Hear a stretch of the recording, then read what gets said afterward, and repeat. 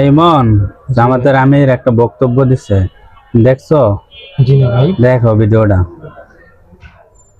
বাংলাদেশে ৭১ সালে স্বাধীনতার ঘোষণা এখান থেকেই হয়েছিল।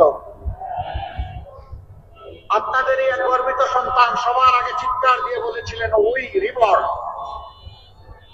তিনি হচ্ছেন এলডিপির সম্মানিত সভাপতি ডক্টর কর্নেল অলি আহমদ বীর বিক্রম। ধুর মিয়া, জন্মের পর থেকে শুনতেছি স্বাধীনতার ঘোষক জিয়াউর রহমান, জামাতের আমির কয়েক কর্নেল অলিউল্লাহ। এটা হয়? আরে মিয়া, তুমি রাজনীতি করো, রিবল শব্দের অর্থ জানো না? ধুরু ভাই, আমি কি রাজনীতি করি নাকি? আমি করি পলিটিক্স। আরে মূর্খ, যে ব্যক্তি পলিটিক্স আর রাজনীতির দুটো আলাদা করে লাই, সে রিবল শব্দের অর্থ জানলো কিভাবে? আরে বোকা, রিবল শব্দের অর্থ বিদ্রোহ, আর রাজনীতির ইংলিশ হচ্ছে পলিটিক্স, বুঝছো?